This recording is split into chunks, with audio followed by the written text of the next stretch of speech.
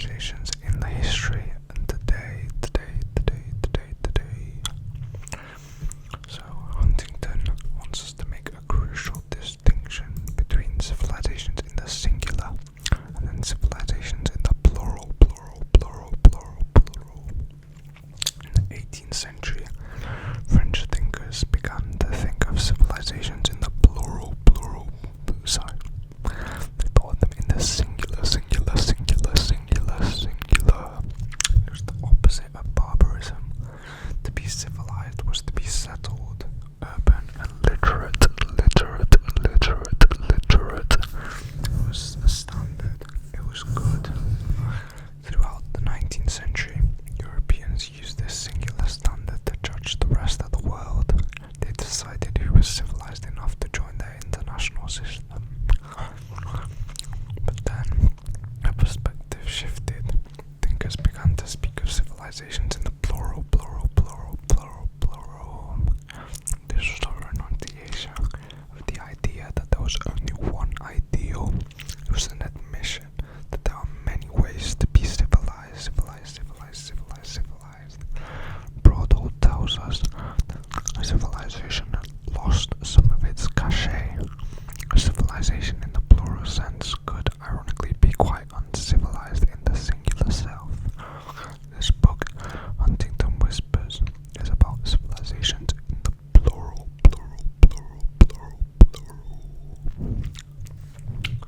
The Germans distincted between this. So in 19th century Germany, a line was drawn. Civilization.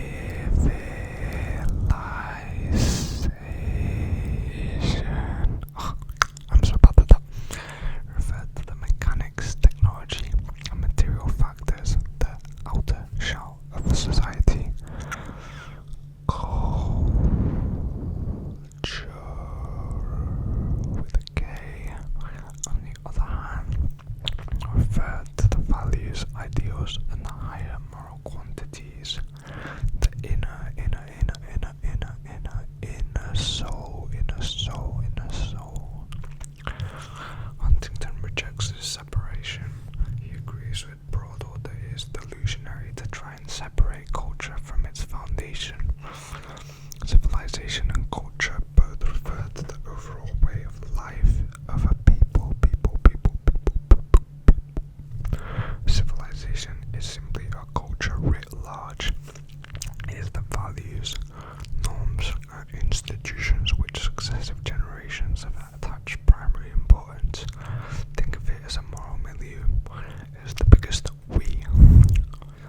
The pillars of identity, blood, language, and religion. What defines a civilization? Huntington takes us back to ancient Greece.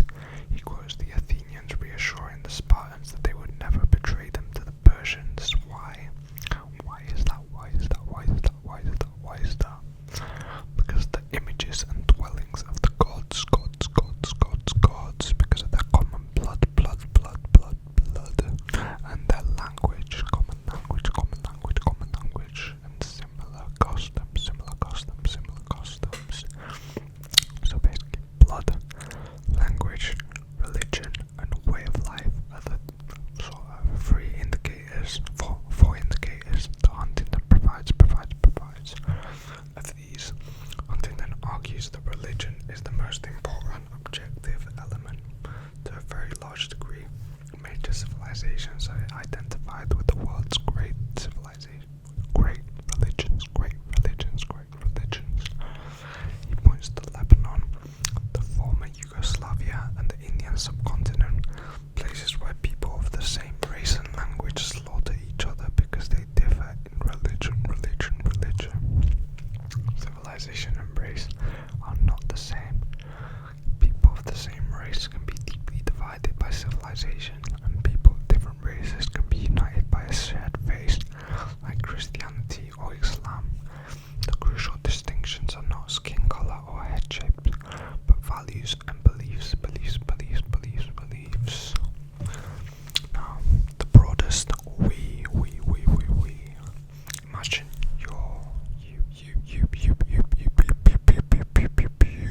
Imagine your own identity.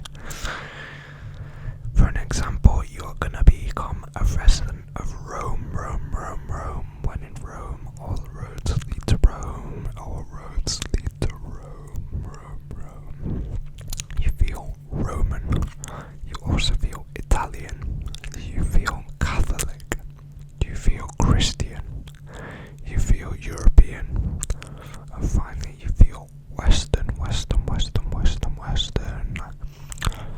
Huntington claims that Western is the most broadest level of your identification of being a resident of Rome. There is nothing beyond that short of the identity of human species. A civilization is the highest cultural grouping.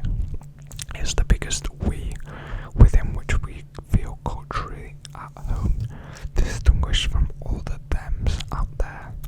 Civilizations can be huge like China or small like Anglophone Caribbean. They don't have clear-cut boundaries, they interact, they overlap, they change over time, but they are real. They are the realities of the extreme longue durée. Remember, empires rise and fall, governments come and go, but civilizations remain. They are the longest story of all.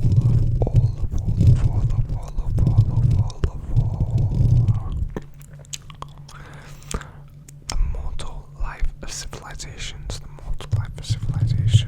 Huntington reminds us that civilizations are mortal. They evolve, they are dynamic, they are buried in the sands of time.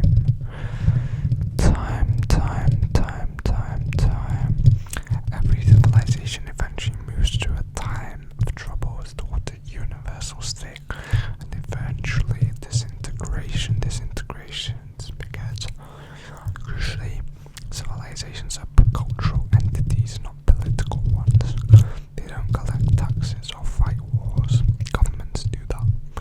A civilization might contain many states, and there's also some cases where, according to Huntington, they don't. For example, Japan, where a civilization and a state coincide. China, as Lucian Pye says, is a civilization pretending to be a state, but most civilizations contain many political units. Then, finally, Huntington goes through his 7 or 8 civilizations that he designates as a civilization. Number 1, we have Sinic, dating back to at least 1500 BC. It is more than Confucian.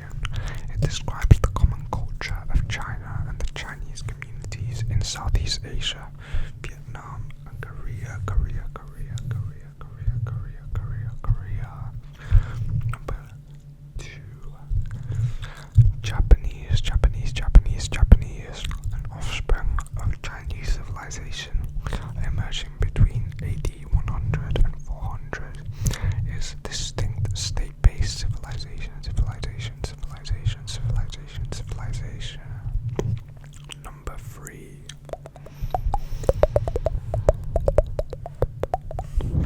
Hindu. The core of the subcontinent since the 2nd millennium BC.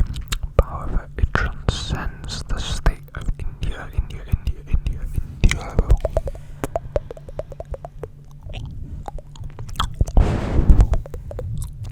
Number 4.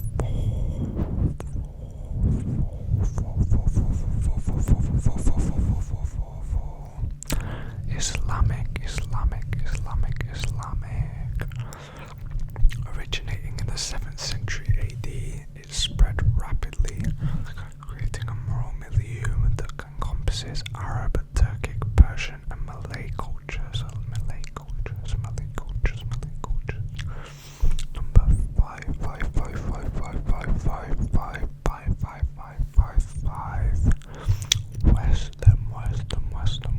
Western. Emerged around AD 700 and 800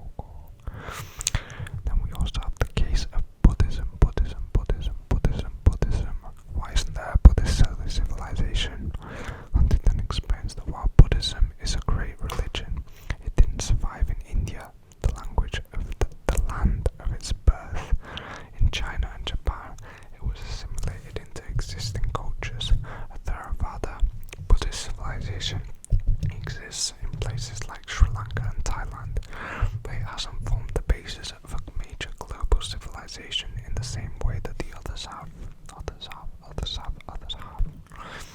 And Huntington goes into the three phases of his inter-civilizational relations. So the first one is encounters, which he posits before AD 1500. For thousands of years, civilizations were separated by time and space. Contacts were limited, intermittent, or non-existent. There were encounters. Ideas moved like Buddhism were moving to China, but they took centuries.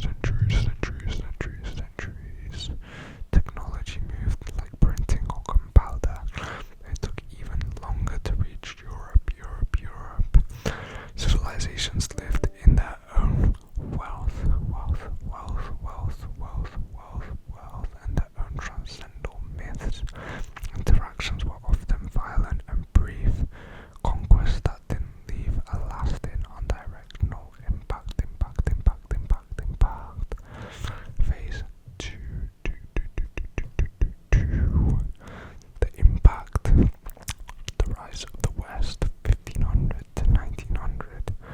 Suddenly the hourglass turns. The West, which had lagged behind China and the Islamic world in wealth and power for centuries, began to develop. By 1500, the Renaissance was underway. The West didn't win the world because of its superior ideas or religion. Huntington is very blunt here. He says, quote unquote, the West won the world not by the superiority of its ideas or values, but rather by its superiority in applying organized violence. Westerners often forget this, however, the rest of the world never does. By 1910, Europeans or their former colonies controlled 84% of the land's surface of the world. International law became Western law. The international system became the Westphalian system. Phase 3. We have interactions in the multi-civilizational system. In the 20th century, the unidirectional impact of the West ended, and the revolt against the West began. The map of 1990 looks nothing like the map of 1920. The Western power is declining, and non-Western societies are no longer just objects of history. They are the movers and shapers. The free world of the Cold War has shone